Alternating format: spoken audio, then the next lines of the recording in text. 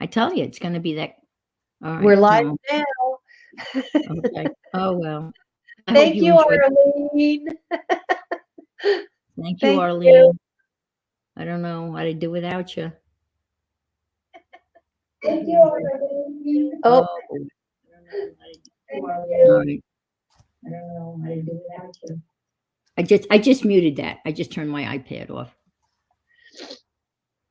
Thank you, Arlene. So everyone, you heard the tree story though, didn't you? I heard the tree story, but they didn't hear the tree All right. story. I won't read it again. I thought it was cute. It is cute. And you know what? That Tree Climbers International still exists because I Googled it as soon as I stopped reading it. Oh, So they really exist. They have a different P.O. box though. And they do all sorts of neat stuff.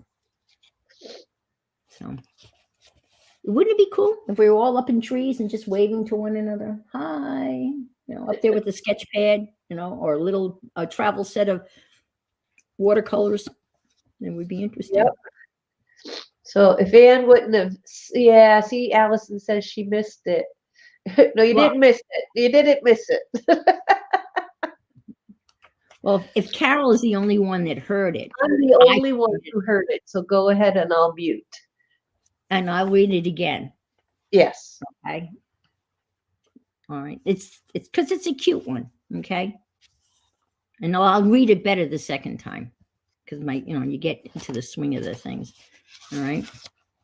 Young man, this tree is occupied.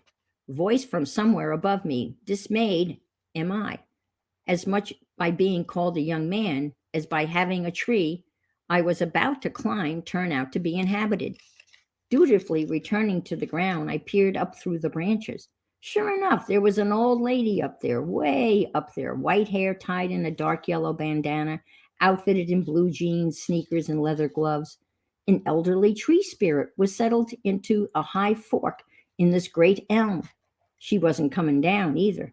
Find your own tree, friendly but quite firmly. Yes, ma'am. I walked over to where a park workman was pruning bushes, but before I could ask, he gave me the answer. Yes, I know there's an old lady up in that tree over there. And he went on to explain that she was about 65, retired, lives in an apartment down on Federal Avenue. Come spring and summer, she takes to the trees in the park. The workman thinks maybe she will have to be peeled out of her roost by the fire department someday. But in the meantime, she seems to know what she's doing and doesn't bother anybody doing it. The lady just likes climbing trees. I understand that. So much so that when I found out this month about the Tree Climbers International Club of Atlanta, Georgia, I became a dues paying, card carrying member. One of the reasons I joined is that they have a lot of safety equipment and a lot of techniques to share. I sure could use some. Because recently I fell out of a tree, crashing down through the branches. I scraped a good bit of the skin off my elbows and gonged my head. Doctor declared it a concussion, brain bruise, along with some ego bruise as well. What were you doing up in a tree? The doctor asked. Pruning it? Long pause. I think that's what everybody's going to ask me. If I tell the truth, they won't understand. If I make something up, I won't understand. Was my reply. Climbing trees is my private pleasure. That's all. But I am sure just about why. But I'm not sure just about why.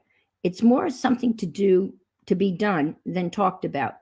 Must be a primitive kind of thing, a comfort to most ancient yearnings in my DNA.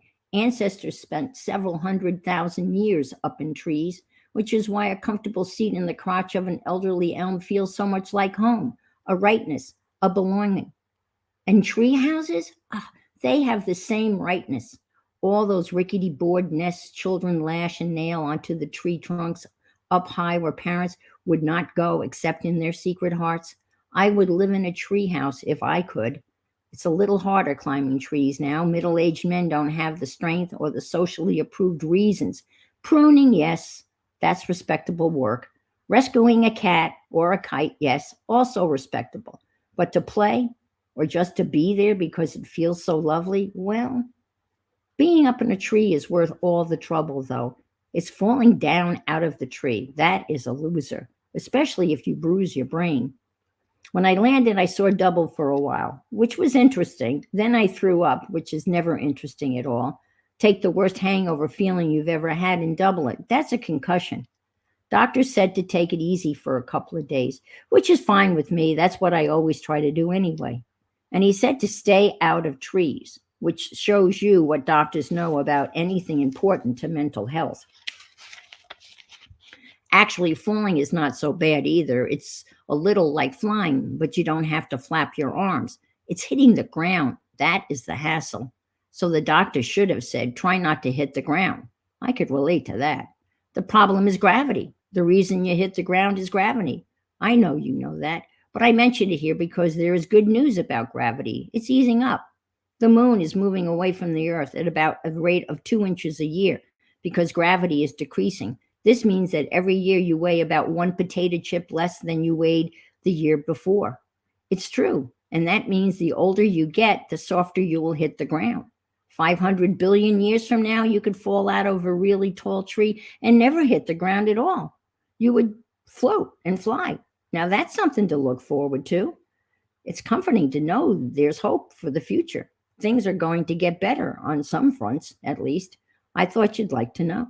Anyway, I was back up in a tree today, hair of the dog, and thinking that I wish more people spent more time up in trees, getting back to old places of well-being, thinking about things.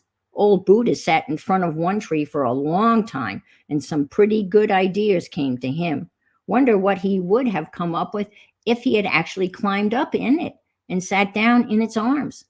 If a whole lot more of us spent a whole lot more time up in trees, we might alter gravity in a different sense, the tendency of older folks to be grave and lighten up. Imagine you and me and a lot more of us way up in all the trees in the parks on a sunny April afternoon, thinking, waving to each other, rockabye baby. Want to join? Tree Climbers International, P.O. Box 5588, Atlanta, Georgia. So there we are, up in a tree. I have climbed trees and I have fallen out of trees. And I just thought that was I like his perspective, and why can't me? Well, physically I can't climb a tree, but I mean, mentally, tree forts, I mean, that was the bomb to be able to, even put a couple of boards in a tree and, maybe make like a seat up in a tree. We never got as far as building the house. But I immediately Googled Tree Climbers International, and they do exist, and they are still in Atlanta, Georgia. And they have a beautiful website. So if you want to check them out, Tree Climbers International, they have a different post office box, but I Googled them and they are still there. So people are climbing trees. It's a beautiful thing, and sometimes you look at a tree and you just know it's a climber. And well, thank you. I'm glad you enjoyed that. I'll climb one later, maybe. All right, that's the spirit, Alice. And mentally, in our hearts, we can try, climbing a tree. Well, today I'm going to try to make a board game. Now, this came about in a conversation a week or so ago. Yourself bigger and myself little off to the side. Okay. That way, because what you're doing is going to be the main thing. Okay. So is that? It's the big square and a little square off to the side. Big square and little square off to the side. I see I don't see that. Underneath the Oh, is it me? I see. You know where you see where you choose landscape? Well, there'll be another square there that has one big square and then two little squares off to the side. Yes. Okay. That's it. Okay. It has a big person and two little people. Go. Oh, okay. All righty. Okay. That's perfect. Thank you. Because that way, we're both still on, but you're the main character here that needs to show everything. So All right. So you're calling me a character, are you? Yeah, you're a character. Go on. And Allison says, very strange. I'm just painting a tree. There you go. Oh, That's wow. awesome. I love it. I'm glad you're painting a tree. I love doing trees because I get lost in the branches. You know, when you start drawing a tree, you just get lost in the branches, and you want to see how tiny you can make the branches, and you make the little forks off to the side, and then it just is like so much fun to do that. So we were talking in general, you know, about packages and mail, and it's actually, I mean, Roy doesn't usually come in, but we're going to give Roy credit for this one, whether he wants it or not. So if you like it, you can, you know, thank me, and if you don't like it, you can, you know, thank Roy. But so he said, "Oh, this should be a game. Good morning, Mrs. Gigi," or good afternoon. And he said, "Wouldn't this would be a great game? Where's the package?" So I started thinking about it. That would be an interesting board game as to where the package is, or where's your package gone. So we started, you know, Carol and I started back and forth ideas, and then I figured I was going to, you know, come to you folks and ask for your help. I have a whole thing. I bought a whole thing of dice. Don't ask me why, but I couldn't resist because they were just so colorful, and they have all these different shapes. Dice I've never, you know, triangle dice. So I figured there would have to be some die in here that we could use in this game, and so I found. Let's see.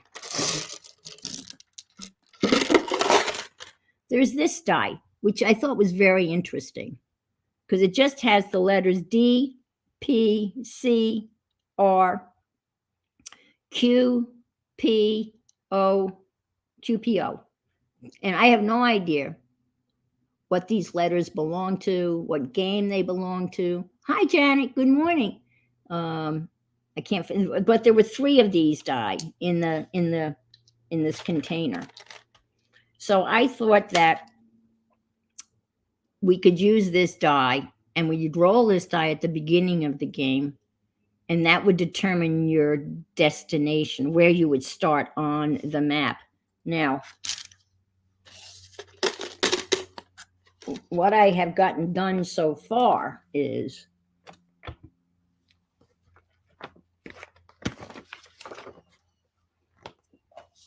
two pizza boxes, my favorite substrate. I had some tissue paper, right? Tissue paper that happened to be the globe. And it's not, so I just cut it up and basically glued it down. And this side is kind of Africa, and this side is kind of the United States and South America. But they're really too small to be able to use them. But it's a nice background for this game, which we really don't have a name for other than, like, I always think of Where in the World is Carmen Sandiego. Well, this could be like, Where in the World is my package? And I found a really cute icon or a meme for that, and I don't know. I'll show it to you. It's kind of cute. If I can find it, of course. I find all this stuff, and then I put it in an envelope, hoping that it's in a safe place. You know, we have to have safe places for everything, and then we have to lose the safe place. So, but anyway, I'll find it. It's a cute pack. It's a cute picture. It's a guy looking in a mailbox with a big question mark, and I guess I didn't put it in here. If I put it in here, that would have made sense. Anyway, I digress. Arlene says, will the game have a depot for lost packages? Well, yes, we are going to, we are. Oh, I'm glad you asked. Yes. And we're calling it, used to be known as the dead letter box. And so we're going to have a dead letter box in the game. And then we're going to have dead letter box, I do believe, is where the lost packages go. But we could call it the lost package.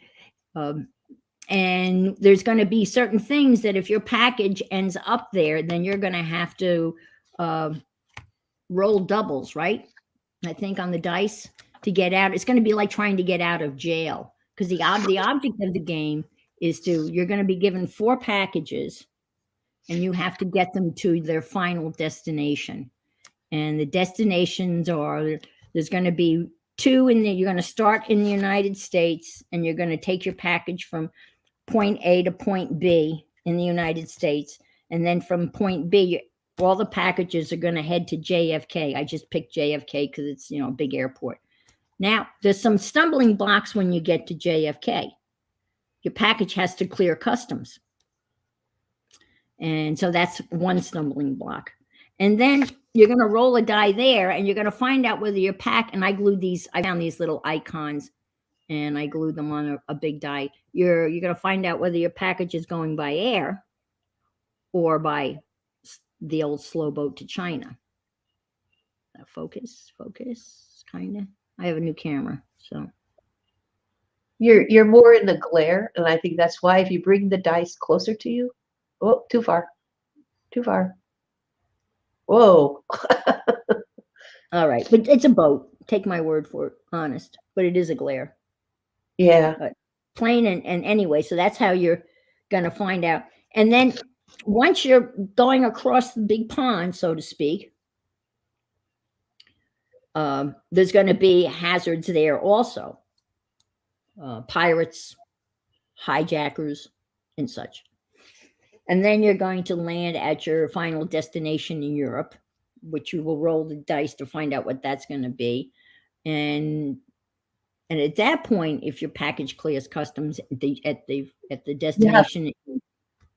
Yeah, we roll a double to get out of customs. Yes, we have to roll a double to get out of customs. Yep. Mm-hmm. And we figured out what happens if you stay there as long as you keep on rolling until you get a double, I think. I don't think 3 tries. If you don't roll a double, you go back to return to sender. Yes, that's right. Return to sender. And then you have to start all over again. Oh, there's going to be lots of pitfalls in this game. And it may be too long, But well, it's like Monopoly. Monopoly takes forever. Yeah. Right. Yeah. I mean, I love Monopoly, and I love it to take forever. I like it to get as complicated. I would like to be able to build in some, logic, some thought, but really it's going to be rolling dice, and there's not going to be much strategy. Maybe some day in the future, I could develop some sort of strategy. But right now, you're going to be a package, and the package is going to be. And I made one, but you think I could find it? Oh God. But these are going to be the packages, okay? And I have a picture of a package that's going to get glued on these cards, and the package is going to go on here. So every player will get 4 of these, they'll get their packages that have to be delivered. And I came up with playing pieces. These are tiny little domino that I again found an icon for a mail truck. And I glued them on the domino. So they are. So these are your moving pieces. Oh, there you are. And that's what the playing piece is going to be, is this little mail truck. And there can be up to six players. And so I've made those. So I really have like the pieces made, which really turned out to be the easiest thing to do. And I'm finding I want to share this website. I'm finding all of these icons. It's a great website, and it's called thenounproject.com. And it's 3.2 million drawings of nouns. And I found it when I was teaching English, I stumbled across it. And all of the artists are given credit, and you can get them for free. There's a simple free download. You go to thenounproject.com and you type in the search bar whatever noun you want. I typed in a mail truck, typed in plane, whatever, and a whole bunch of choices will come up. You click on the one you want. You click free download, and you say, I want that icon, and then you get it, and then you can print it out. And you can print it out either as a PNG or an SVG. And it's a great There it is. Thank you, Arlene. Arlene, so fast. Yes, there it is, the Noun Project. And good morning, MBA. I heard from you yesterday, right? And I responded. He's getting ready to drill the yarn holder. And I'm going to get some pictures, I think, tomorrow. I'm excited. So anyway, what I'm looking for is some, suggestions. I envision on the board, on the spaces, there's going to be many hazards along the way. And I'm going to ask you for, let's make, Mary likes to make lists. So let's try to make a list. So one set of cards, and these cards will probably be like in the middle of the board, like, community and chance cards are in Monopoly. I've got basically, Monopoly, Life, Sorry, Parcheesi, all those games rumbling around in my head, and so that's what, it's kind of confusing to try to put them all together into something that makes sense. So I want to have a stack of cards, and we were going to call those, I guess, postal hazards, I guess. Yeah. So I'm going to ask you folks, what's the first postal hazard that you can think of? Picture your package traveling around the world. See what kind of lag we have here.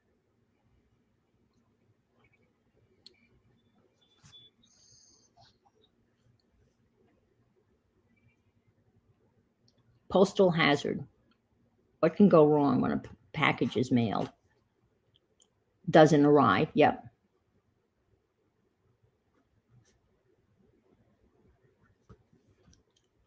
Think of some of the reasons why it won't arrive. Stacking hazard. Oh, wow. I don't know what stacking hazard. Now, I don't know what that means. Not enough postage on it. That's a good stacking hazard. That's going to be a biggie. I'm just telling you in the game. That's going to be a biggie. Insufficient postage is going to send you right back to the beginning. There'll be some of them that will just, like, you'll lose a turn, or you'll have to go back, a little bit. No, I can't even spell. But some of them will be big enough that you have to go back. Ooh, didn't think of that one. You see that one, Carol? Yeah, it's been Opened. Incorrect address. Ooh, that's a good one too. That would be return to sender, which means you start over. So there's going to be some that really put you, like, which game has it where you can, I guess, is it Sorry, where you can send a player back and you go, sorry. They have to start all over. Yep. Yeah. So that's going to be that's a good one. We didn't even think of that. I thought we thought of so many. And these are all new ones that we didn't even think of the other day. Torn off. Okay. Damaged or ripped in. Yeah. We've had people receive empty envelopes, right? With the. Yeah. The Postcards, damaged package. We'll have to figure out what happens. We'll have to figure out what can happen there. Now, with some of these, you might just, again, have to go back. Railroad theft. Road theft. Yes. Scrap Man Dan. Good morning. So nice to see you. Dan. Good morning. And I have an icon. I have a little icon of a post of a robber. I have a. Oh, I love it. Okay, theft, and that's a big problem. I found a couple of pictures of piles of packages that have been stolen. You have those, what they call them, porch thieves. Yeah. Torn in half, right? Damage. Good morning, Teresa. So nice to see you. Theft, damage to packages, insufficient postage, doesn't arrive. Weather. Weather's going to be another whole card. We're going to have a weather card. Through, what is that?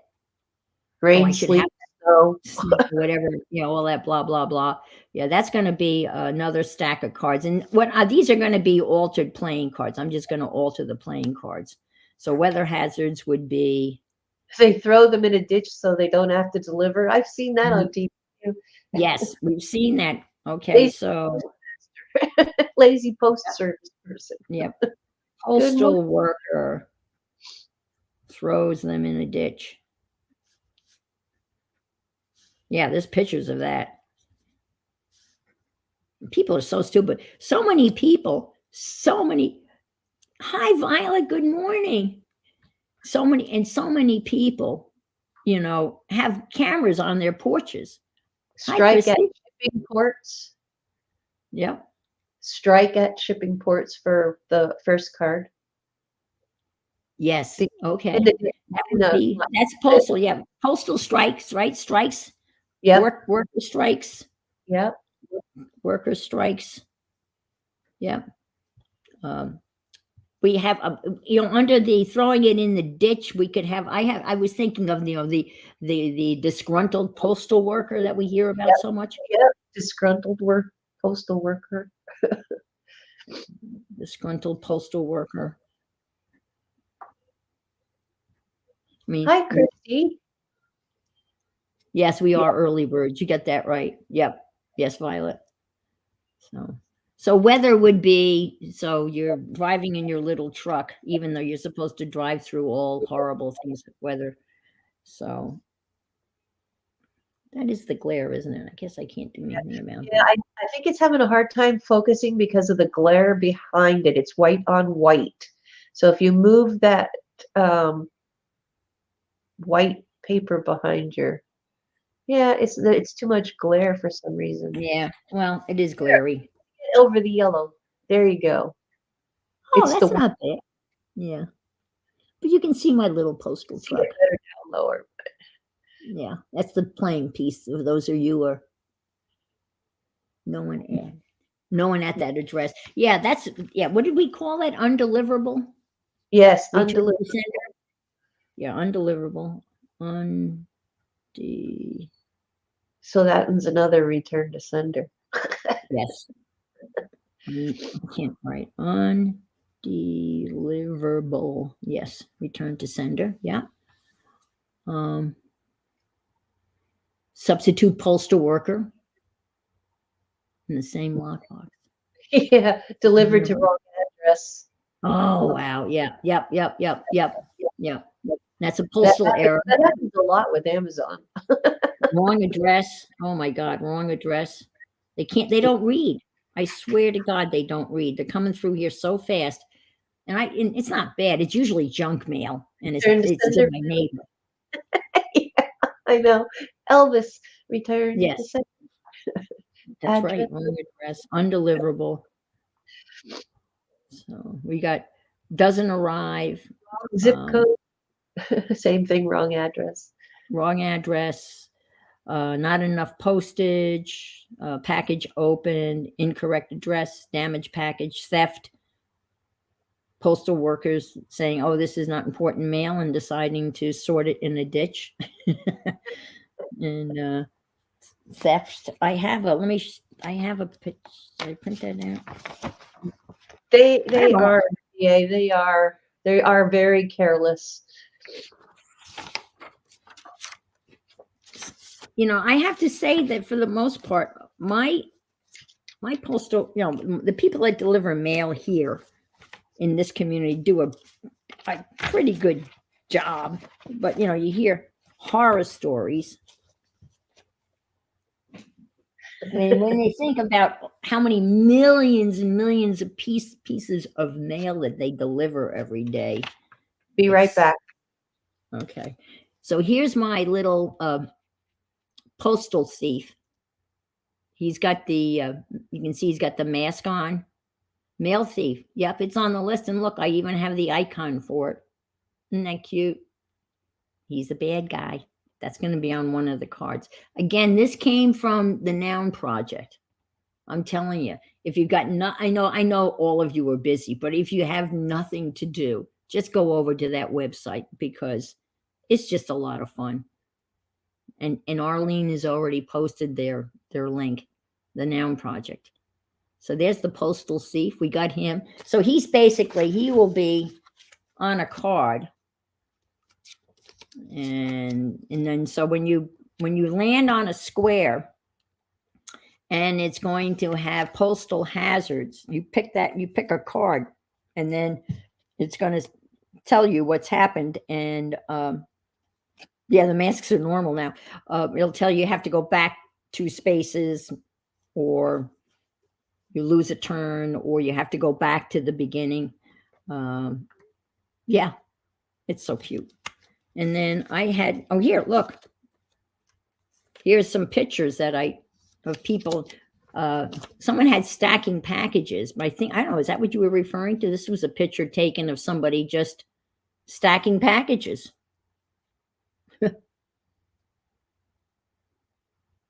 And then I got a couple of those guys. And this is what the packages are going to look like. And again, they'll be on the little domino cards. Here it is. This is what everybody gets. Now I'm thinking of, and I don't know, I would like to add information about the package in terms of how much it weighs.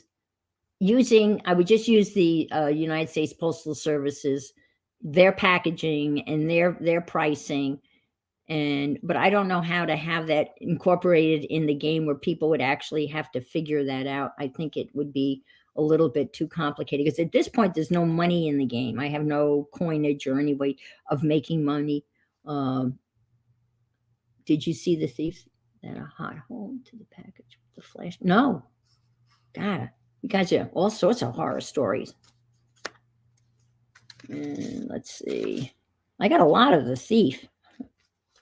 And I got a lot of packages. Oh, here's one. I think this is good. Whether you can see it or not. It's a Toy Story, guys. And it says, missing packages everywhere. It's kind of like Carl Sagan, right? Stars everywhere. And I got little postage. Man, I got a lot of thieves. I printed out a lot of those. Let's see. Okay. So that's kind of, we need some weather hazards, I guess. Arlene says, what if a dice roll determined the details of the package? That would work. I was talking to them about, at this point, I don't have any details. It's just a package. And it would be nice if you could incorporate that on, like, you randomly get 4 of these when the game starts. And on the back of it, it would tell you this package weighs 1 pound, 2 ounces. But I don't know how that's relevant. I don't know how that information is going to move the game forward at this point in the game, because it's pretty like weight and size. Yeah. I mean, I could have that information on the package, but I don't know whether it would be relevant to the game at this point, because the game is very basic. We're just moving a package from point A to point B to point C, and then we're just kind of maneuvering through hazards. And but that information would be interesting, because it could be like, a medium-sized box if it fits a chips type of thing, and that information is readily available. So I'd like to do that. Maybe I'll just do it just for the details. You said rolling the dice or whatever could generate that information. So that's a thought too. So weather hazards, I'll just write down, there'll be weather hazards. I guess hurricanes, blizzards. Anything else come to mind? Hi, Joyce. Good morning. Any other weather hazards? So we'll just have the standard ones. Yep, we've got that one. Mm-hmm. Wrong address, send it to the wrong sender. Ice, blizzard. Yeah, ice would be very hazardous. Yep, that would be hard. Hi, Kathy. Did I see hi to you? I don't know. Yeah, size of the, oh yeah, size of the package would, yeah, if they couldn't fit it, flooding, yeah, that would be serious enough, that would slow them down. Size of package. Well, I think size of package, that's maybe where that could come in, because we are going to have one of these. That's, oh, you know how you get an idea? I got it. Think, all right, just give me a second. That's how that would come in. So if the packages all had sizes and weights on them, and you got the card that said insufficient postage, you could get out of that if your package, if it says insufficient postage for X package, but if your package is of a certain size, am I making any sense? Then you would not be penalized, because it would turn out that you don't have insufficient postage because your package is the right size. Does that make any sense? No. Okay. All right. Sure. I have Anyway, it. I have it in my head. I got it in my head. Violet's neighbor's dog chewed up the package. A dog chewed the package would be another one for the damages. Damages. Yep. Hungry dog. No, dog chewing packages. Muddy for weather. Muddy. Yes. Yeah. Nothing like getting a letter that's been through a puddle. Tornado. Oh, tornado. Windy. Hurricane. Yeah. You know, Violet, you mentioned boat, and I was literally thinking of having all sorts. I was going to have Pony Express, and I was going to have hot air balloon, and I figured that would be it would be crazy to try to develop a game that would have, all of those different, means of transportation. It would be funny, but, and then I thought maybe I would have like a mystery square. Now I can't remember what we were going to put in the mystery square. Do you remember, Carol? Oh, Carol. I don't remember. Mystery Square. Oh man, I don't think I wrote it down. Didn't you write it down on your messed up paper? I did. Yeah, I did. I'll look. You can see my notes are very organized. Mystery Square, I think, is going to be like a history question. Oh yes, I think that's a question. Yeah, you have to answer a question. Yeah. Yeah. A mystery question. Yes. And then you get to go ahead. This is a way to mention it. If you answer correctly, you got to move on or pick a card. Oh, you got like a get out of. That's it. You got we called it like get out of being returned back to, isn't that something? It would be like get out of jail card. Zone. And you can hang on to that card. So whenever you got sent back, if you got sent back to the beginning, you could use that card and stay where you are. Right? That's what that was about. There would be like a get out of, I don't know, get out of going back card. And you'd get that. These would not be hard history questions. Get out of going back. Yeah. That's what that was. That's how. Let's see. Would not know how to incorporate Muddy into the game. Yeah. It would be like package. It would be like package address can't be read. That would be like it got muddied up or dirty so much though that the address on the package couldn't be read. So you'd probably lose a turn, or have to go back. All right. Okay, Arlene, thanks for coming in. I appreciate you. Thank you. And thank you for your great ideas. And thank you for posting the links. That's great. Yeah, mystery would be, and that would be, I have it here. If you, I don't know whether you can see mystery. It's right here in this little box here, mystery. Okay.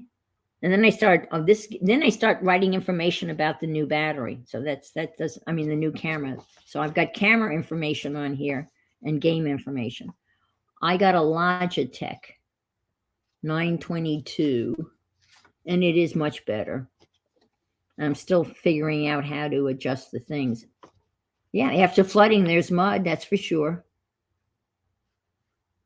Well, it would be both. You know, there would be, but basically the history questions would be about the postal, like who was the first postmaster general?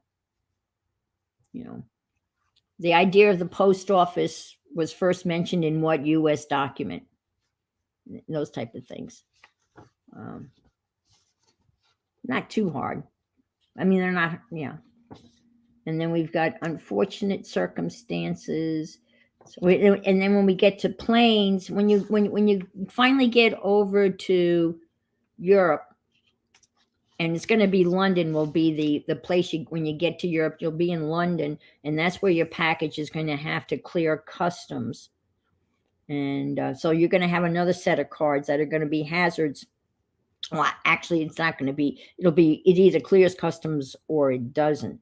But then when you're traveling from London to your final destination, you'll have like the same type of hazards, you know, wrong address, insufficient postage, which at that point would be, I don't know, would you just go back to London, or would you go all the way back to the States? It depends. You know, those are things. Back to the beginning, because it would be returned to sender.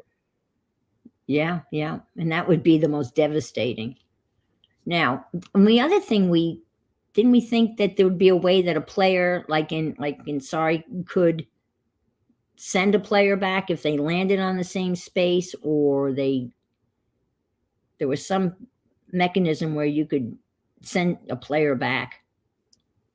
Dog bit the mailman. Yeah. That was just with picking the cards. If they picked a card in that they could hold on to send a player back. Yeah. When they landed on pick a card. Yeah. Good morning, Mary. Hi, Mary. We're doing lists. A la Mary. Lists a la Mary. All right. Okay, so that's kind of, there's going to be two sets of cards, one with postal hazards, one with weather hazards. And under postal hazards, I think we covered most of. Yep. We got porch pirates. Yep. Packages being stolen. Yep. Porch pirates. And we're going to have, depending on how you're traveling over to Europe, you're going to have pirates on, you know, hijacking ships, or hijackers hijacking the plane. And the object is to get, you're going to have four of these packages. And the object is to get them to their final destination. Just peeking to say hello. Okay. Hello. And now I need some input. And as you think of other things, please shout them out. I know it's hard to shout them out.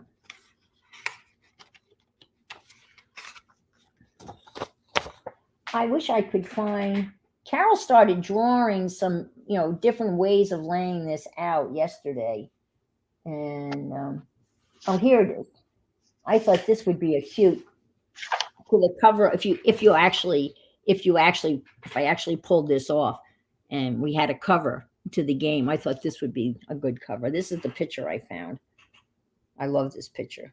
It's perfect. It says it all, right? Hi, Jersey, Laura. Driving and listening. Okay. Keep your eyes on the road.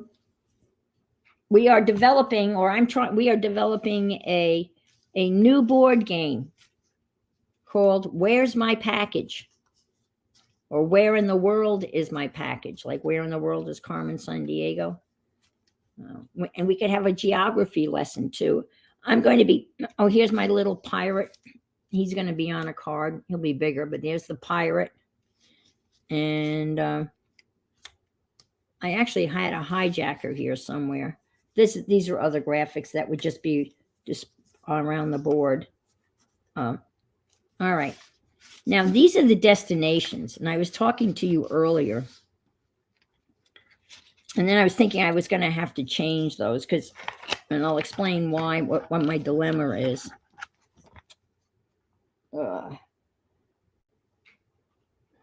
size is obviously part of the dilemma. So you're going to have a map, and the destinations are going to, the letters on the cross in Essex near London. Okay. London is going to be the terminus for the Europe package. And then from there, they have to go to other countries. I had to pick if I'm going to use this letter die, which is weird in itself, right?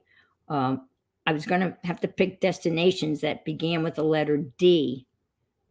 And I really had to have 2 destinations for every letter, because you're going to roll the dice twice for certain destination parts of the game. But I really need the locations to be, they need to be kind of dispersed around the United States. But in essence, the spaces are going to have to be equal. You know, and in life, there may be a shortcut.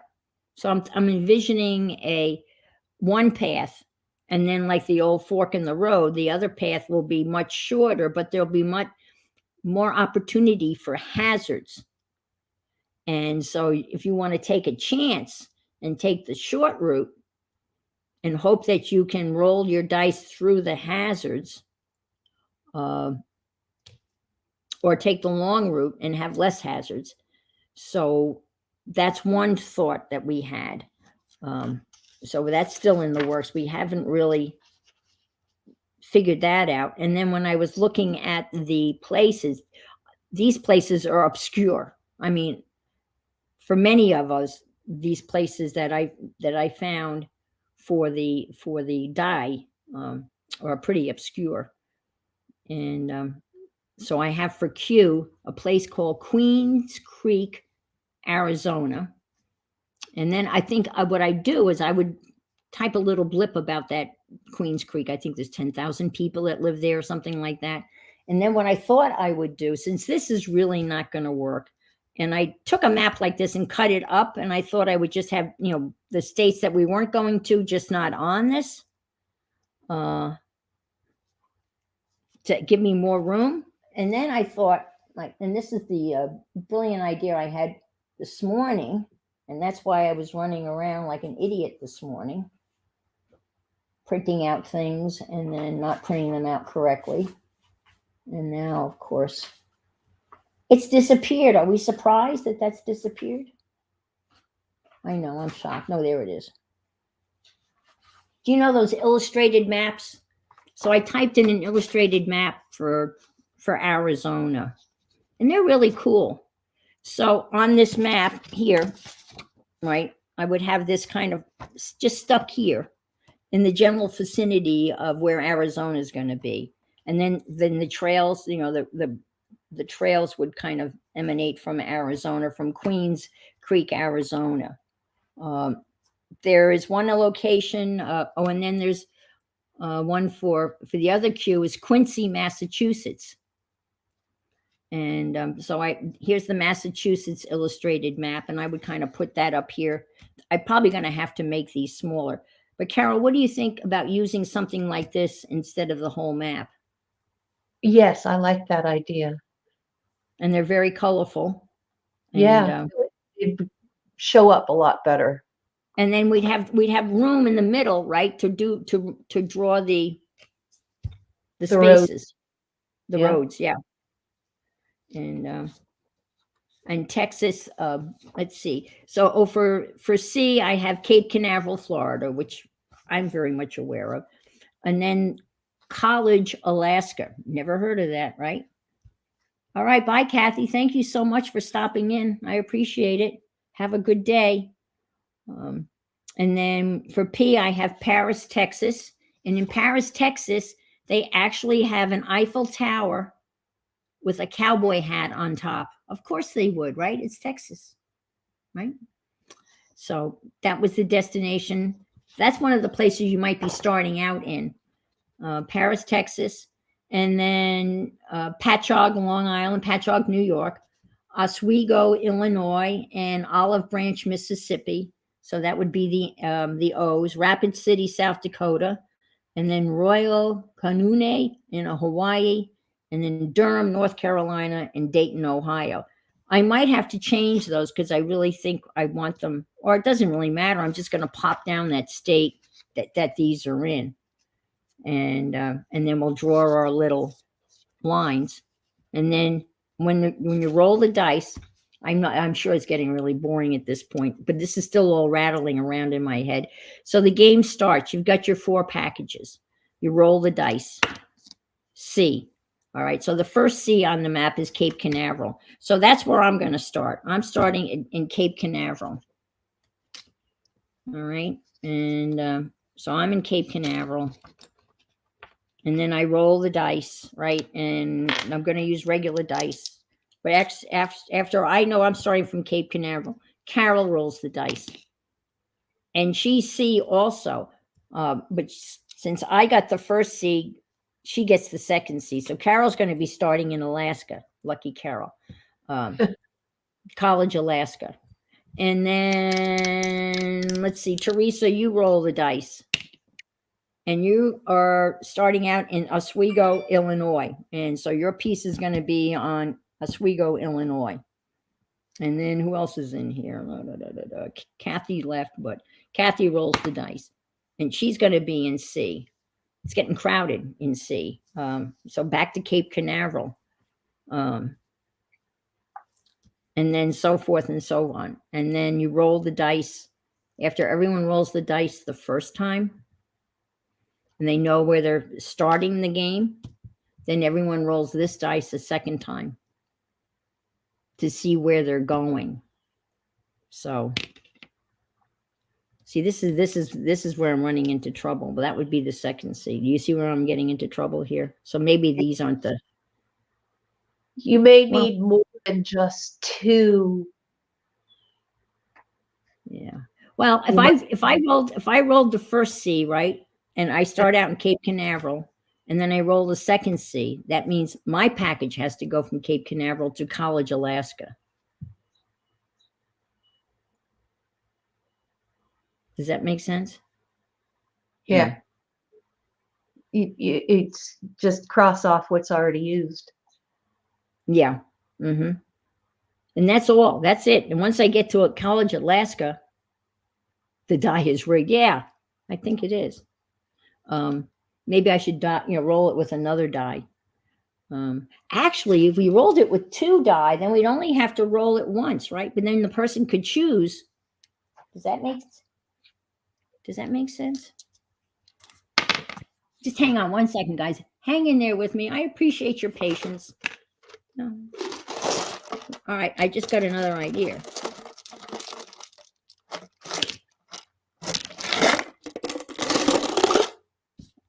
Don't you love this? I love the sound of those, don't you? I'm all right.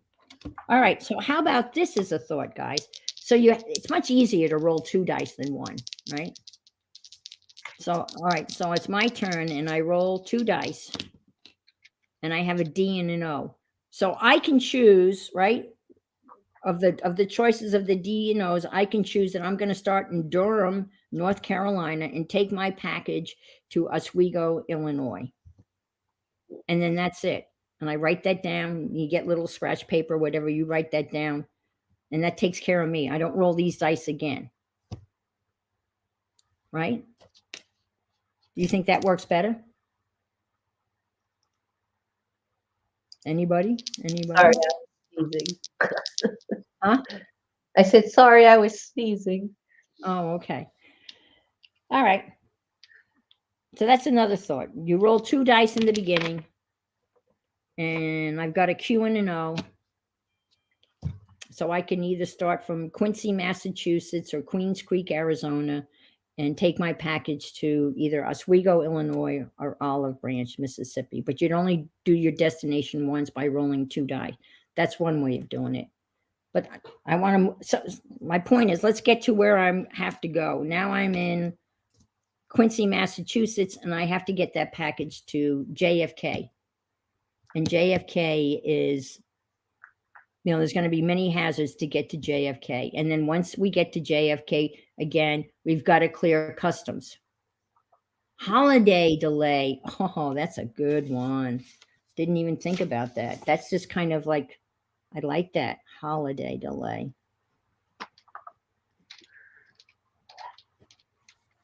Now, I don't think. Now you've got me thinking about how to have a time factor in there. Like you only have, oh, I can't do that.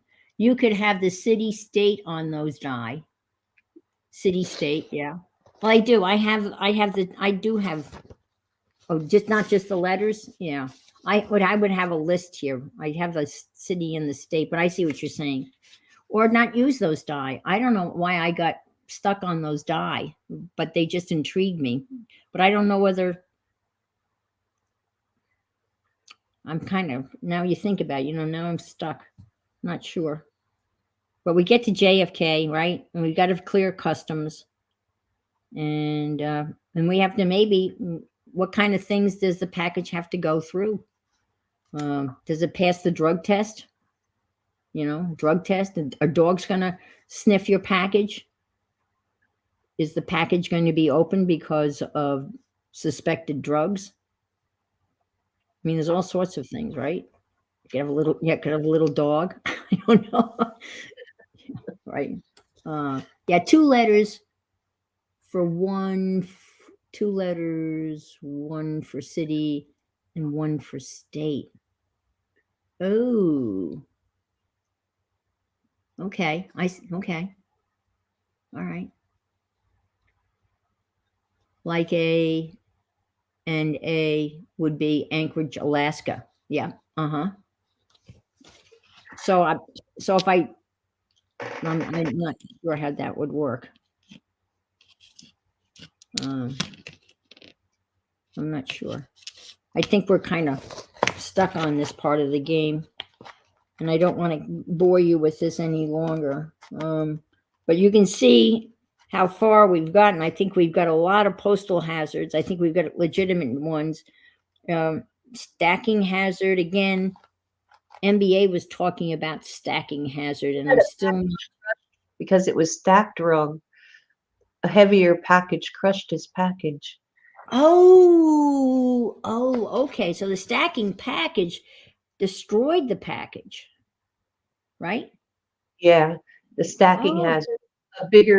A bigger box crushed okay. his box. Because they really don't give a shit. Right. Destroyed the package. Well, that's just like when they package your groceries, and they put a heavy head of lettuce on your tomatoes, and they're thinking, oh well, it's vegetables. Well, vegetables have different densities. That happened to me yesterday. Oh gee. I mean, people just.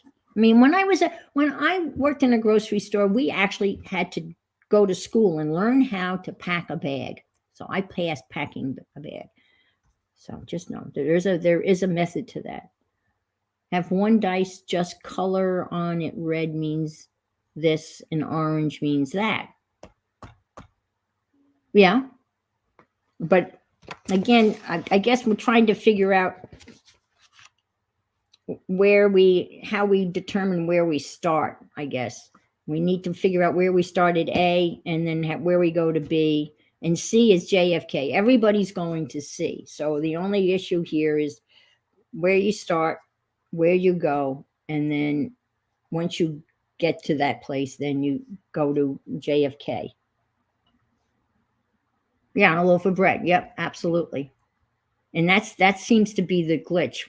And again, I chose these dice just because I have no idea, because I'd never seen dice with just letters on them. But they could be colored too. Absolutely. I've got dice that just have colors on them. So we have to think about that. I think we're kind of stuck here at this point. And maybe I should move on to something else, unless there's any other ideas you want to throw out. But do you kind of get the general idea of kind of the object of the game? And Yeah, so now basically what you need to do is write the directions down step by step from beginning to end on how to play. Right. And that's not hard. I mean, you're good, because you're going to have the dice is going to propel you. That's colors, and red means this, orange, etc. Okay.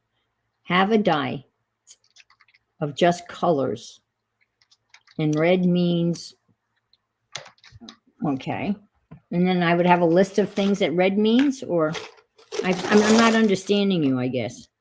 All right, here's the dice.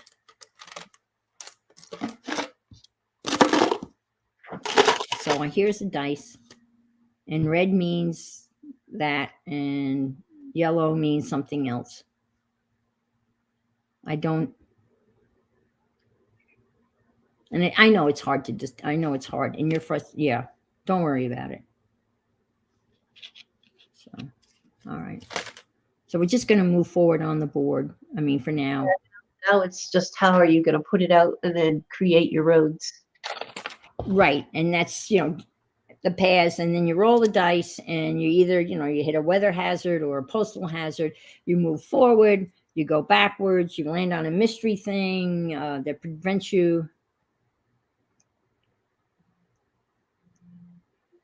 Okay. What happens when you reach your destination? Durham, start to Alaska, and you reach Alaska. Then what? Then you have to get from Alaska to JFK, Mrs. Gigi. And once you get to JFK, you have to clear customs. And then your package is going to land it's either going to travel by boat or plane. You roll the dice. And then you have to clear customs in London. And then your final destination will be determined. And the European destinations are either going to be Denmark for D. I had to go to Saudi Arabia for Qatar, because that's the only country that has Q in it, or Qatar, rather. Portugal, Oslo, Romania, and Croatia. So that's the final destination for your package. So if you make it all the way to Denmark, then you've delivered one of your packages. So that's where that's how that goes. You've talked about Europe. Yep. You get to London. You go through customs in London, and then there'll be all of the same hazards going from London to whatever country your final destination is. So that it repeats itself, but over in Europe. And I don't know enough about Europe, so maybe there might be a different set of postal hazards in Europe than there are in the United States. I mean, that's something that you guys could, like you could help out with. Maybe there's different hazards, or they're basically the same. I don't know, but that's another thing too.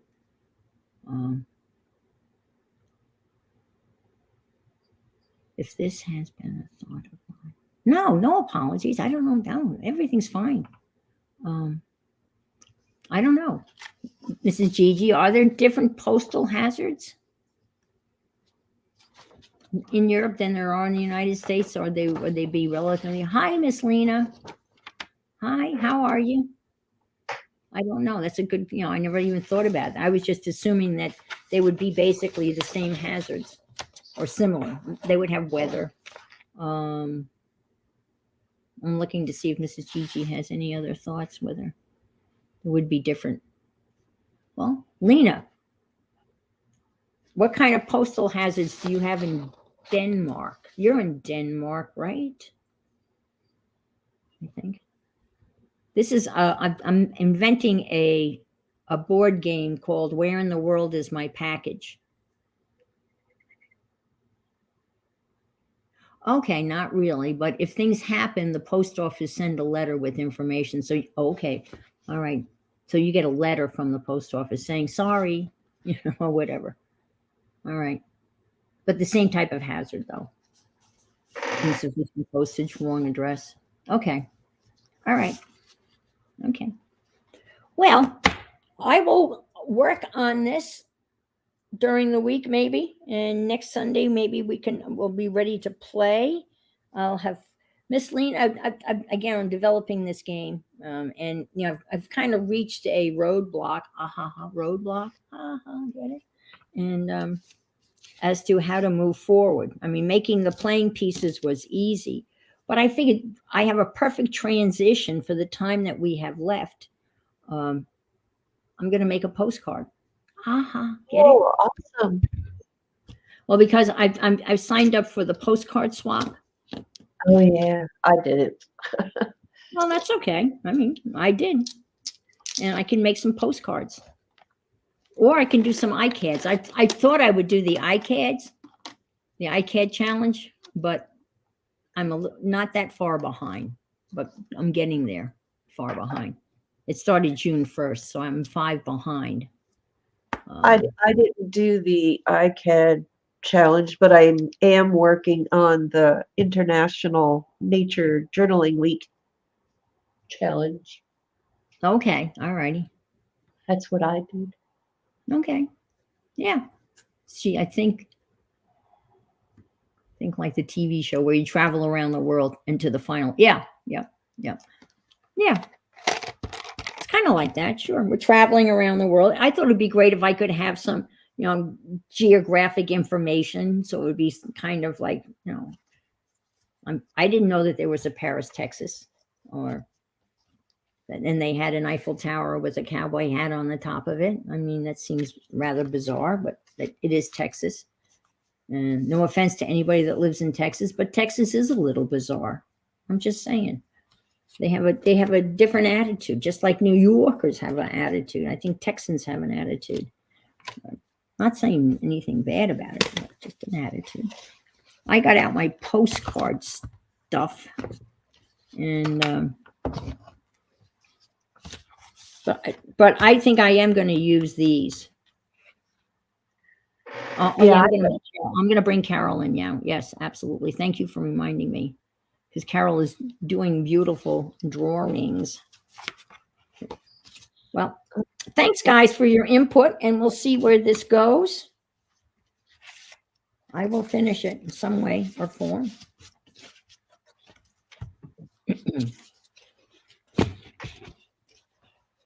I've got another urgent thing I have to do. I have to make my grandson's birthday card.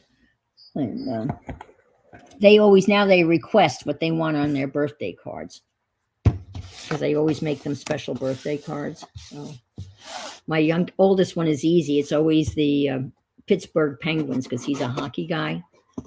The youngest one was just in a little musical in school called the Newsies, and he was one of the little newspaper boys that, extra, read all about it. Thank you, Cheryl. Thank you for your help. Yes. So what I'm going to do is print out a template for the front page of a newspaper, and I'll have his picture on it, and then I'll have all of the history on the day that he was born. And and I'll have to have some sort of pop-up element. Let me make you big so people can see your book again. Right. I was just flipping through. Let's people see it flipped up close. Yeah, there you go. Because it's so pretty. Scrap Dan. Yeah, I'm Carol. I'm Carol TMT. Yes. I'm the person who just went to your Instagram and Facebook. And you're probably used to seeing Carol with needle and thread. Yeah, usually. My early streams didn't have anything with sewing. No, really? Nope. I never did any stitching before this year's the first I did stitching live. Oh, wow. Brenda, it is a McGill-Roo. And yes, so anyway, what I've been doing is following along with Lena. Lena's in here, Miss Linux 2010. She was doing some Linda Berry, so I did some Linda Berry too. And me too. Is part Linda Berry and then just part whatever I feel like putting in. Thanks, Dan. But this is some of the stuff that I did. I also do carving. I don't have any of my own carvings right now. They've all been sold. So I don't even have anything to show anybody. But if you look at MBA has a couple of my carvings as well. And I'm very having a bad allergy day today, so that's why Yeah. I've been muted quite a bit. But I'll Yeah. just give you a quick flip through of my journal and up to the point of where I am now. Hi, Angie. That Carol can be pretty snotty. I don't know. Yeah, I know. You're a character and I'm snotty, so there we go. That's why we get along so well. This is a lot of the hand carved stamps that I've done. And this is just something I saw on Pinterest that I liked, so I just put it in my journal. This is a Linda Berry exercise.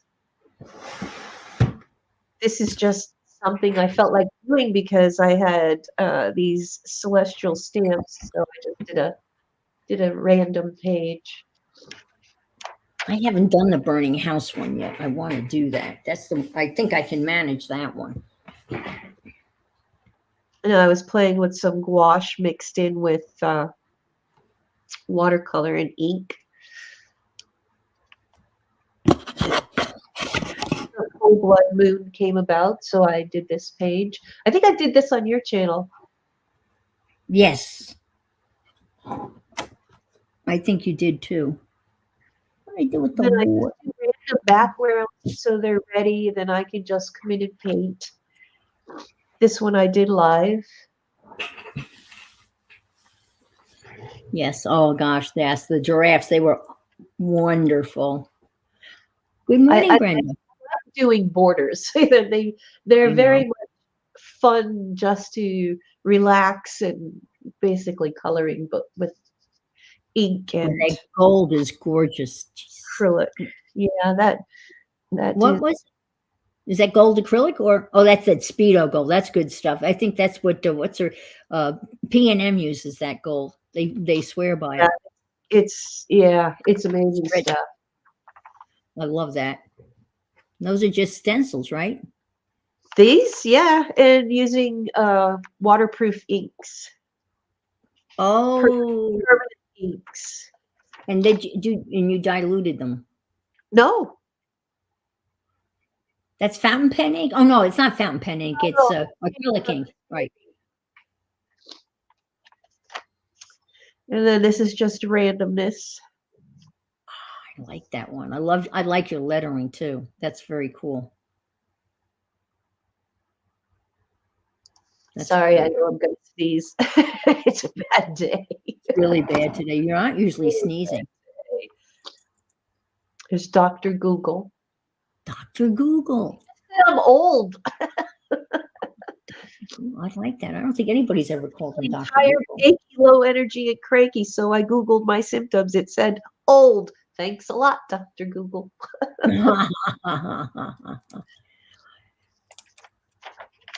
And then this is the start of the International Journaling Week. And this is day 1. And I followed along at day 2. The first one is appreciation. And the second prompt was sharing. And the girl that did this, Sharon Hurst, this is cut out of my page. Like these pages are really thin. Mm-hmm. So I cut this bamboo out after I painted it. And then I took one of my watercolor paintings. Mm-hmm. I don't have the other half here.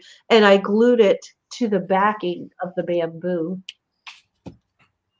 What did I use with my stencils? With the ink, I used one of these little brushes. But it gives it such dimension when you do that. It's not thick, you know what I mean? But you can see it's like you're looking through the bamboo. It helps if you put a shadow when you're collaging down to give it that look. You need to put a shadow along the edges of your object so it stands out. But it looks so great. So I did that, and then this is the second, third, fourth, fifth, and this is tomorrow's. So this one was the sharing. This one is Mhm. creativity. This one is inspiration. This one was confidence. He looks like he's confident, doesn't he? And this one was Yes. care. And the reason I picked the bleeding heart nature plant for caring is because it has the hearts on it, and the heart is Mhm. about. So, and it also was my grandmother's favorite plant. Oh, cool. So it has a lot of meaning. That's Yeah. nice. So then I've got some more backgrounds, and then I did another background here. I got Beetlejuice from Chambers.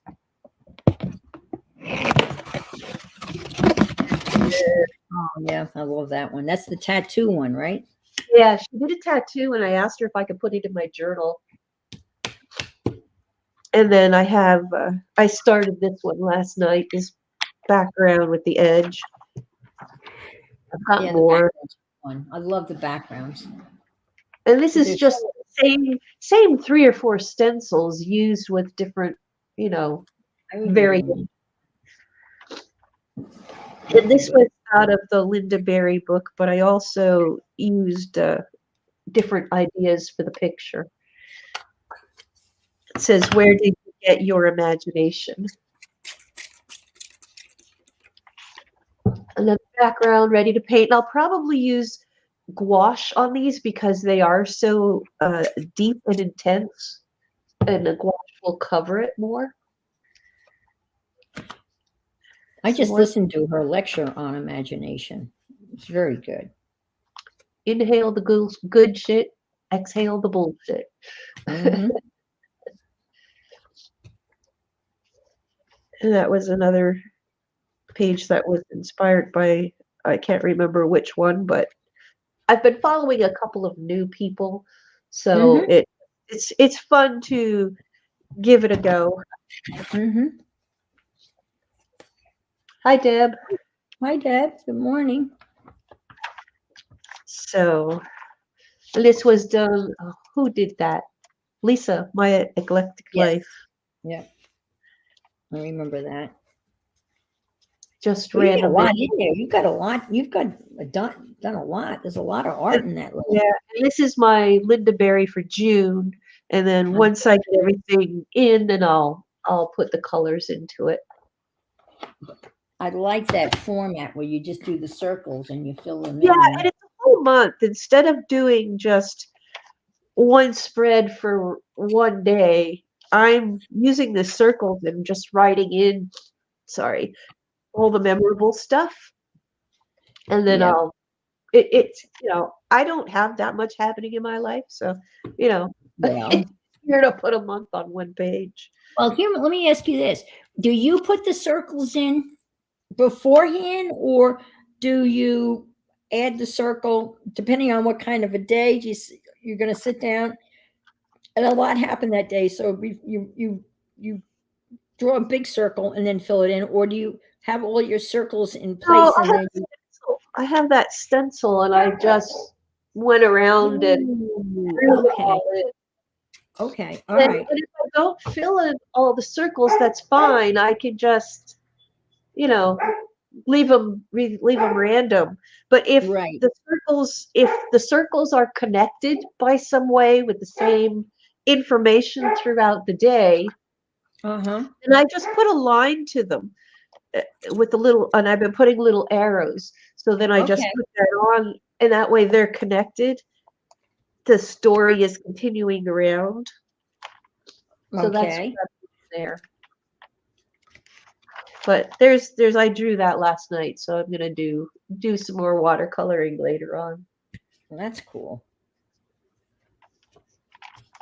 But anyway, I'm up to the last day 7, and they gave out the prompts like beforehand. There's only 7 days of this, and the next one is celebration. So I'm trying to decide celebration. Do I do um, fireworks or party hats or Oh, okay, all right. something that's going to blend in with the rest of the picture. Mm-hmm. That makes sense. So that's what I've been up to along with my stitching. And I did do some more stitching. I, I started yesterday putting this doll on, and this is Oh, where yeah. it traveled to with going through that. There's the honeycomb. Yeah, and I Wow. posted the link to this. I took out what I did online, and I changed my mind. Instead of doing it the netting way, I went and I looked online for another version of honeycomb stitch, and I did Okay. post it on my Facebook page. And this one was really easy to do, and I think everybody would like this one a lot better. It looks So great. I did post it. Oh, it looks wonderful. Oh, Dan, go ahead. I'd love to see what you come up with. Dan's gonna do one of the pages. He's Oh, an cool. artist. He's an artist and a carver. Uh-huh. I Let was me show checking out you. Instagram when you were talking, but this like transformed with this book, and everybody was talking about the layers. Remember the layers we were Yep, mentioning yep. How yesterday? thick it is. Yep. How textual. Yep. So what I did was I took a couple of pieces of material and then I stitched it down, and then I just did straight stitch over the top of it. But now I'm adding the flowers to it, and this is like a hammock. Oh, yeah, I can see that. Yeah. It's like a hammock, and she's the fairy garden mother. She Uh-huh. watches over the garden. So, and then we got to put the bee in there. So I will video when I do the bee, Okay. and that will go up in a separate video. But this is all in June, and I was adding Janet's here, so this is still June because June is Right. just starting. So Right. Yep. that's all I've done. Thank you, Cheryl. Yeah. I wanted to show you, when I bought the camera, it came with a tripod, Oh, that's cool. right? Deb's gonna copy the circle idea. Go Remember it ahead. came with a tripod? No, yeah, but we don't see you. I'm going to make me. You ready to see the tripod? A telescoping tiny one for on the table. Yes, isn't that adorable? A little wee tripod. Yeah. So that's what came with the camera. You can buy the camera with a tripod, and and we thought that was cute, and so I got it with the tripod. But I didn't know what I was thought it expecting. was going to be bigger by the way it looked on the picture. Yes, I think we both expected it to be much bigger. A regular tripod, yeah. But when the package came, and because Amazon is reducing its packaging a lot. I mean, this was just in a plastic bag without any packaging around it, and the camera just came in a regular little box. I mean, nothing to protect it at all. And when I got it, I picked it up. I'm thinking, I wonder how can a tripod be in there? But the tripod was in the box with the camera because the tripod was little. But yeah, you could use it on the desk. It'd be really.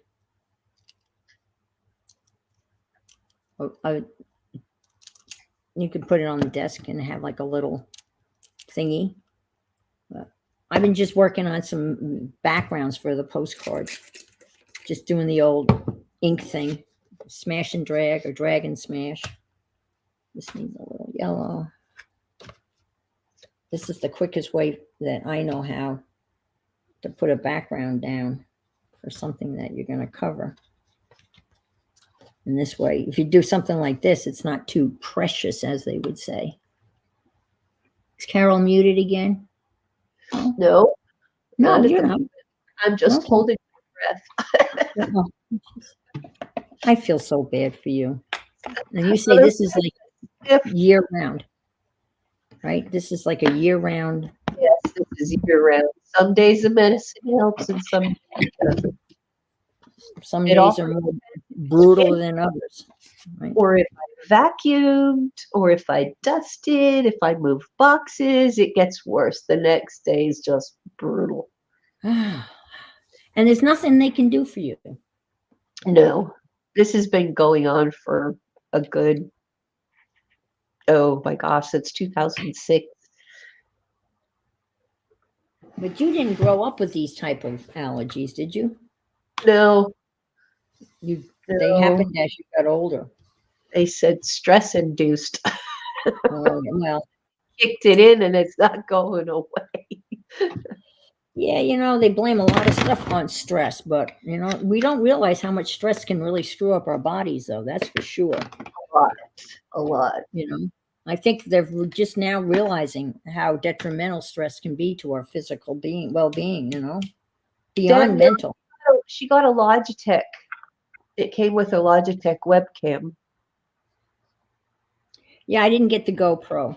I didn't want to, and I honestly, I couldn't find a clear answer whether a GoPro, I guess you can stream with a GoPro. That would be silly if you couldn't, but no, I went with the Logitech that it seems like most people have. I mean, that seems to be the camera of choice. I can't use my phone because I'm not eligible. Not yet. You'll get there. I think that's the most asinine rule. Does that really make any sense? I mean, anybody can go out and buy a webcam. So, well, not anybody, but most people can afford a webcam. I mean, we found some yesterday that had 5 stars and they were $29 on Amazon. It makes you wonder. And if they have the requirement they're thinking that you have to have 4,000 2,000 subscribers and 4,000 hours of viewing to be eligible to be able to use your iPhone to do the stream. Do you think that's really keeping people away? I mean, people buy webcams, I don't know. That's just I mean, you have the Logitech, right? That's what I got. And I have 920. And we just thought that the 922 was probably the newer version. That's what that's the conclusion. It is so. It is so. But because it it took me forever to find that link to download that software. Unless I'm really, and I went to OBS too. I tried getting into that a little bit, but by that time I just was a little tired. I didn't want to expend the brain cells figuring that out. But that looks really cool too. I did. Yeah, I got him the GoPro 10. The 10 is web usable. Okay, yeah. Oh, you have the 922? That's what I got. So I'm just doing some backgrounds with, slap and go. I never use these things, but they're good for this because see, this one dried up on me, distressing, totally dried up. That's a Timmy. All righty. Might as well make a postcard or 2 or 3. Put these inks away. Oh, I'm supposed to make 5, so I might as well do the 5th one. It would be silly to stop at 4, right? Okay, Cheryl. Thank you for being here, everybody. It's very much appreciated. I realize that Sunday morning is a tough spot, but it's nice. The idiots haven't woken up yet, for the most part.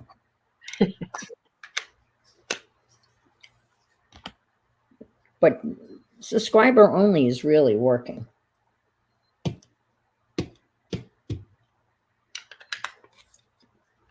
I noticed that Keisha went to subscriber only. I didn't notice. I didn't. She had a little blip there saying that she did. And it was 2 minutes.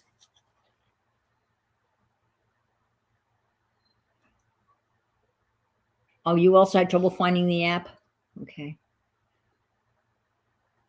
This is the webcam that Tanya and Lisa use, and I highly recommend it. They tried the 922, but didn't care for it, and they went back to the 920. Yeah, I know. That's what I've kind of vaguely remembered that story, that they didn't like it, and they sent it back. And Well, you we'll always see. have the option if it's not going to work properly. No, it's not for you. And the one I just bought one.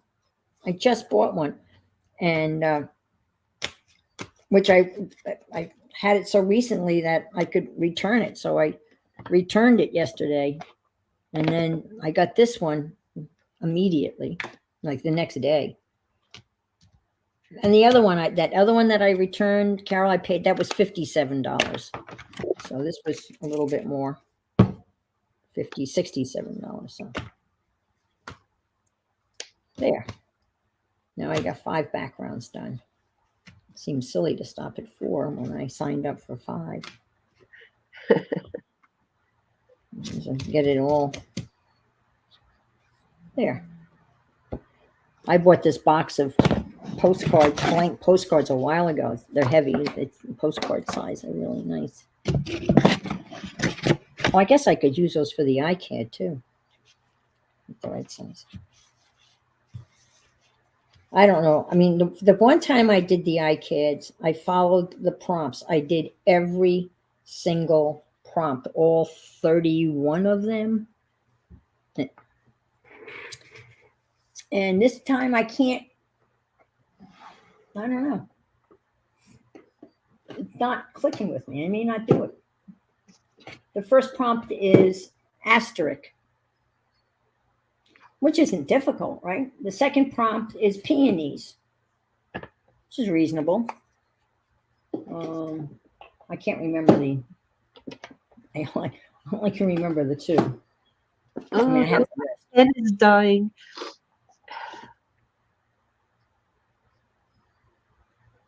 What's I dying?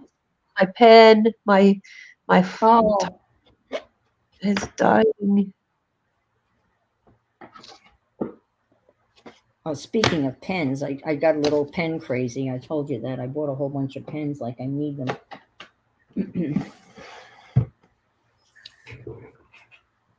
I bought the Bic Crystal, the basic Bic. Yep.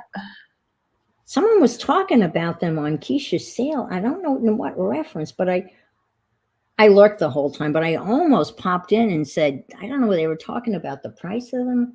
Can't remember what they were saying, but I had just bought a box of 24 for $4.88. So if you need a big pen, I got you covered.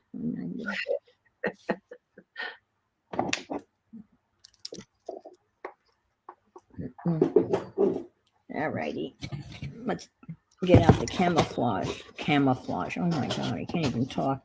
Let's get out the. Let's see what we have. Probably maybe make some Timmy postcards. I want to do a Timmy journal. I started it, but then, like so many things, it didn't get finished. It's sitting in the other room. I got the book made.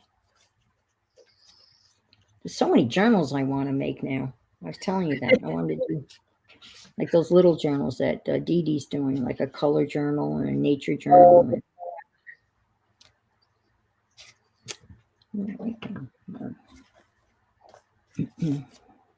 That would be fun to do.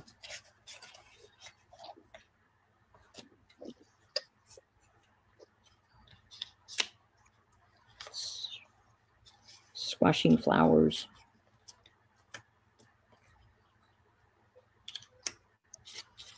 See, I don't like those. Timmy's not, my backgrounds are not conducive to Timmy today. No, that's my bad. And Carol's got babies. She's got baby birdies. 3. We're down. Size. They all flew away. They looked pretty big yesterday when you had the picture. They all away. Oh, They're all gone. well, I guess, yeah. I think, did you show? I don't know whether you showed the eggs or not. I know you mentioned that you had a nest outside. Like I couldn't get on the ladder high enough to. I didn't have a high enough ladder. Okay, all right. Because the picture that you showed, they all had their mouths open, and I thought to myself, man, they look pretty big and pretty hungry.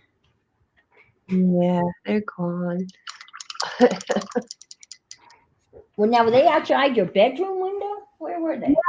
Yeah, my windows. Let's see, the ceilings are like 10 foot, and the windows are like massively old-fashioned, huge, and they have like the separate upper part, and then the big lower part where you can open and close. The top part's permanently closed. Oh, okay, all right. Fashioned windows, old-fashioned windows, and the upper ledge in the upper top window is where they decided to stay, but I couldn't get up high enough. Oh, I thought you were able to take a picture from the window, from your bedroom, from the window out. I didn't realize you had to get up on a ladder. Yeah, that's not safe.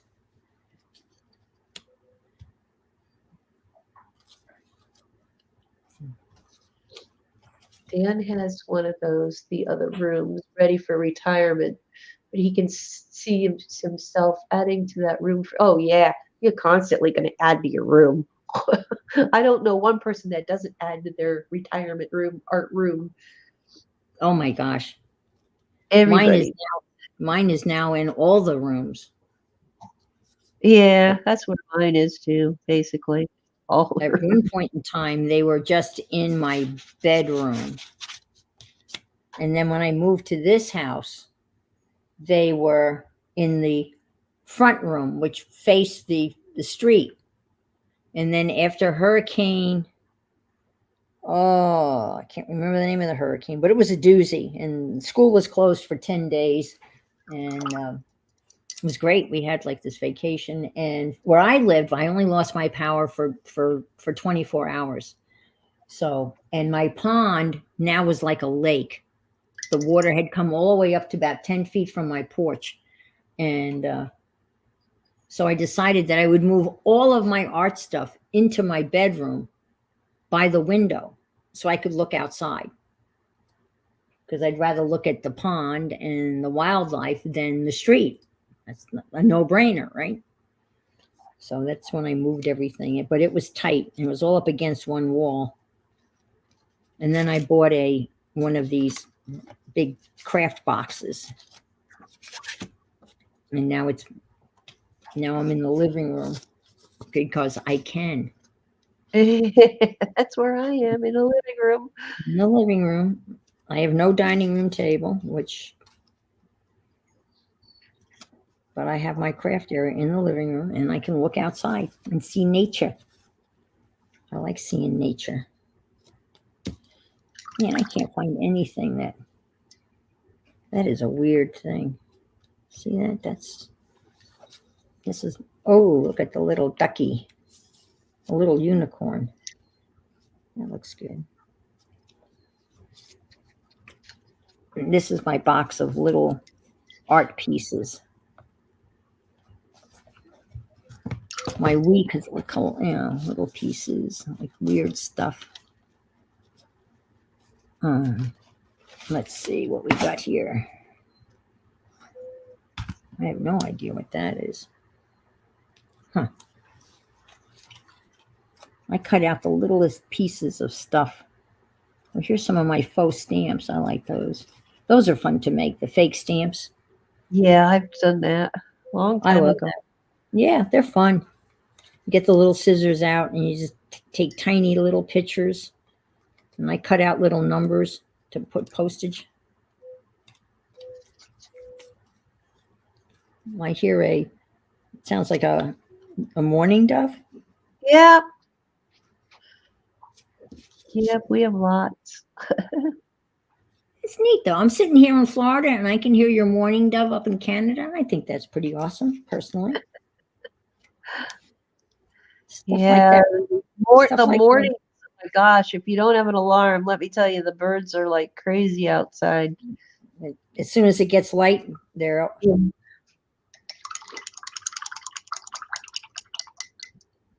Yeah, I experienced that for the first time when we moved from Staten Island to a farm outside of Gettysburg. And we'd gotten in really, really late. The car had broken down. And I don't think we got in and got a mattress on the floor until about, I don't know, 2 o'clock, 3 o'clock in the morning. And at about 4:35, there was this riotous sound. I didn't even know, it didn't even register what it was, but it was the birds. And I had never heard birds like that before. It was just unbelievable. Because that was the end of going back to sleep. I mean, and then you get used to that. I didn't realize how little of the birds that you hear in the city till you move to the country, where you really can appreciate the birds. What I'm And doing right now is I'm lifting paint for the highlights. I'm lifting my paint back out.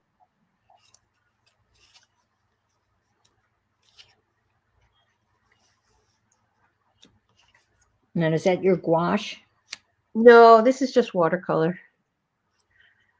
I kept it all the same for this page, all watercolor. Mm-hmm.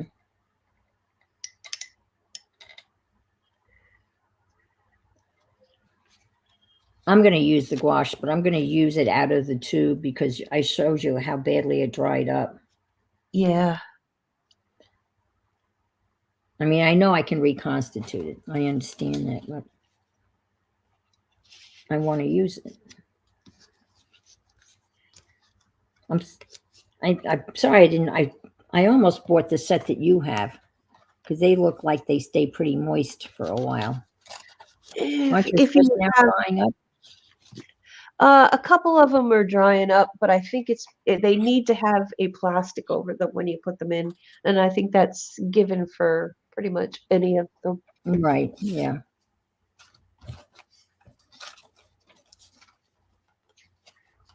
Oh, here's a faux stamp.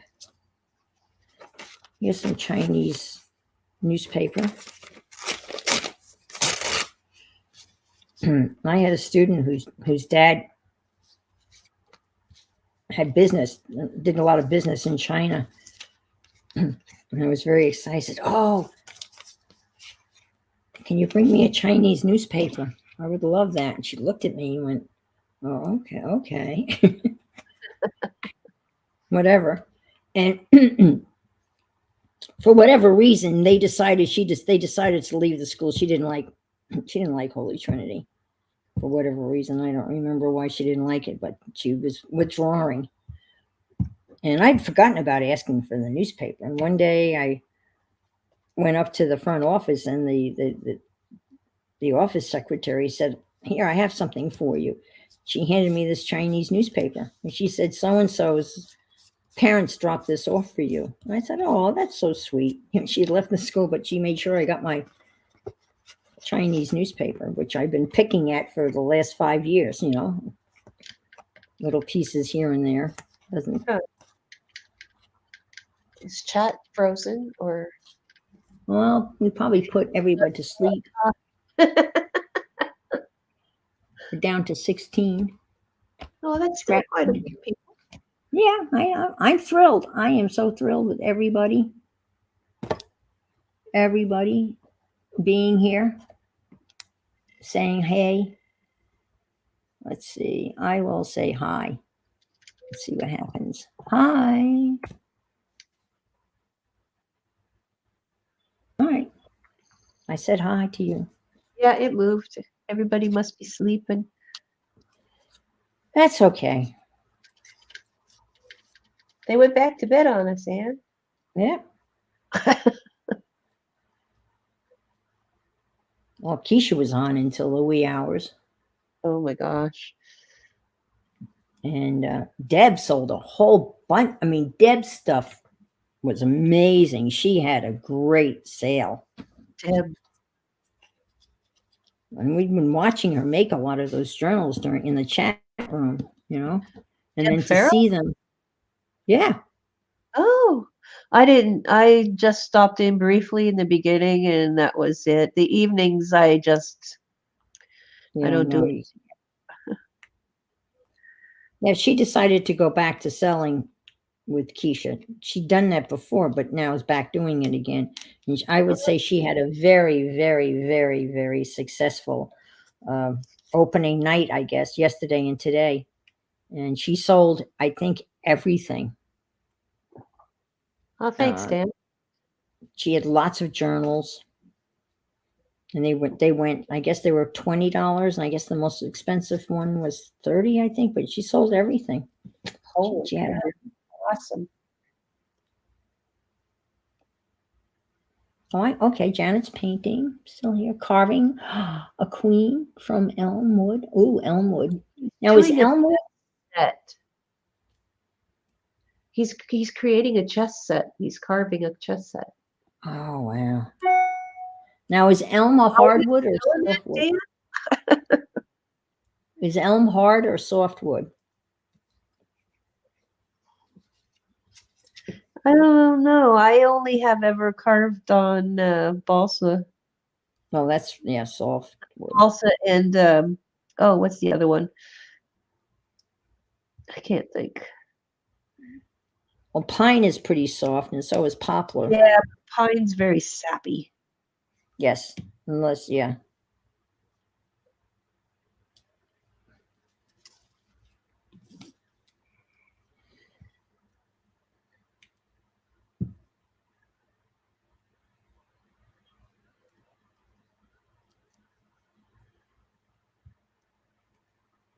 Teresa's playing along. That's good. I think I picked a good little guy to do celebrate with. He's got a celebration party hat on. That's good. Let's. Is that the penguin? This is the pelican. Oh, I'm doing a dragon. The pelican. Yeah.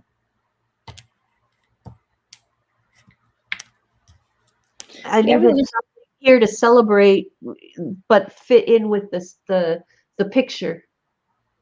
So I picked a dragonfly. Okay. Yeah, we were talking about those the other night. Oh, not dragonflies, fireflies. And there's less and less of them every year, unfortunately. But as a kid, oh my God, I can remember we would take an old mayonnaise jar and a nail and punch holes in the top of the mayonnaise jar and throw a handful of grass in the jar, and then run around the neighborhood and catch all these fireflies and then take them to bed.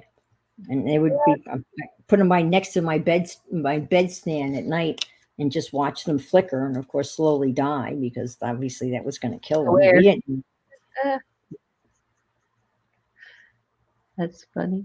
We didn't realize we were killing them. We had firefly pets. We figured they had grass and they had air. So what else did they need?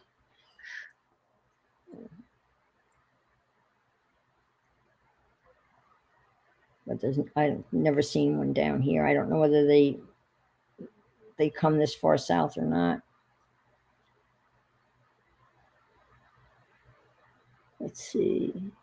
Wow, hardwood that's tough stuff to cut. That dulls very quickly.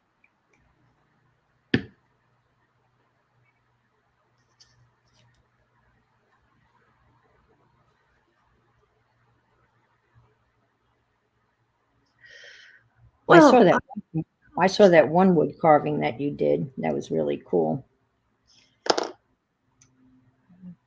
Yeah, I need to get some more wood. I don't have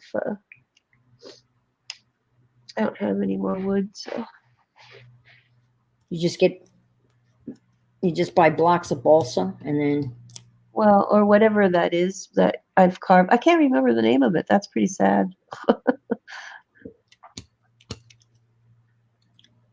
oh, balsa. Balsa wood. Maybe I not. think I think that's what it was. It just my brain Well, is shot today. balsa is real light, very light. We used to make I don't think it was balsa, but I airplanes out of it, you know, think the airplanes. You'd buy the wood airplane kits, and you'd actually build the fuselage with strips of balsa, and then you would stretch paper over the wings, and then you'd add like a little tiny gasoline engine to it, and then you'd have two electrical lines that were attached to a battery, one of those big stand up batteries, and then you would like flick the propeller to get it to turn over. And a lot oh of times yeah. when it turned over, it would catch your finger, and that would really hurt. You get snapped by the propeller, and then you'd finally get the thing running, and then you'd set it off to fly, and typically it would go straight up, come straight down, and smash into a million pieces after you'd spent like 2 days building it. And then it was so. But that's what we did in the summertime. We'd buy these little kits. I mean, you had the Bass, engine. it's not balsa, it's basswood. I knew it. Basswood. That's it. That makes more sense. Yes, basswood. That makes a lot more sense. Basswood. Yeah. I knew it was a B word. Yeah. Balsa, I was thinking balsa is too soft. Well, Mm. basswood is nice to carve. It's a softer wood, and it doesn't dull the knives as fast. Yeah, basswood. That's it. That You makes can more get sense. that on Amazon too, Dan. Yep. Basswood. That's where I usually get mine from. There, or there's a carving store a little ways away from here.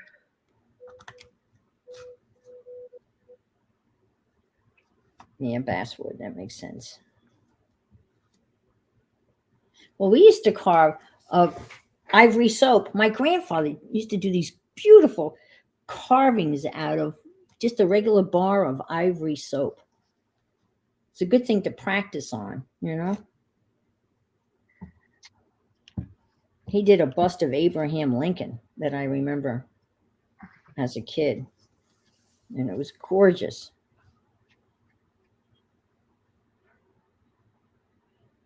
My grandfather was very talented. I wish I had gotten some. Oh man, pen and ink guy. Beautiful pen and ink drawings. My sister has them, and he made beautiful, finished furniture, like with roll top desks and stuff.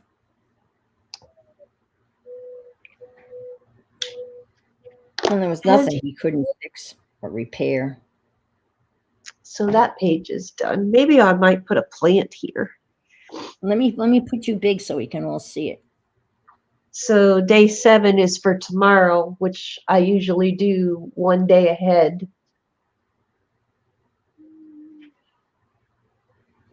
Oh, that looks great. I don't have those kind of knives. I just have flex cut.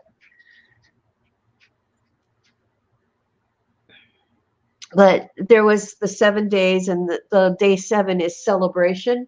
So I did the dragonfly, and I put a hat on him. So he's celebrating a celebration of nature. But I think it needs a green plant here to offset, or something in a water, maybe something of a water coming up, or maybe a frog sitting over here on a lily pad.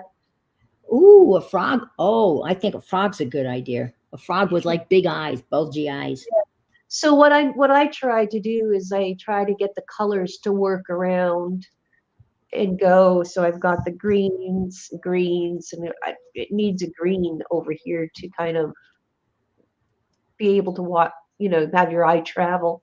And Mm-hmm. I've got the purples and the purples. So I think a frog here with a little bit of yellows will bring the yellows over into here as well. Mm-hmm. You have them on a yellow lily pad or a yellow, yeah, no. Yeah. Well, Hey, bye, Teresa. Yeah, other people I are thank coming. you. Thank you for stopping by. I guess we should say goodbye too. Yeah, it's after 11. It's after 11, and I want to thank everybody for coming today and giving me some input on my where in the world your package is. And hopefully next week I'll have something that makes a little bit more sense. I appreciate your input and all of your ideas on hazards and such. And hopefully we'll pull something together. So thank you Put so much for joining us this morning. It's put always you up. wonderful to see you. Oh, Yes, I thank ruined you. Appreciate it. You don't have you on the screen though. that. Oh, well, that's There. okay. I just messed up. Just messed up the card because the stamp didn't work. But I have my little. It's okay. It's all right. Okay. Bye, everybody. Bye. Bye. Bye. Bye. Bye. End broadcast.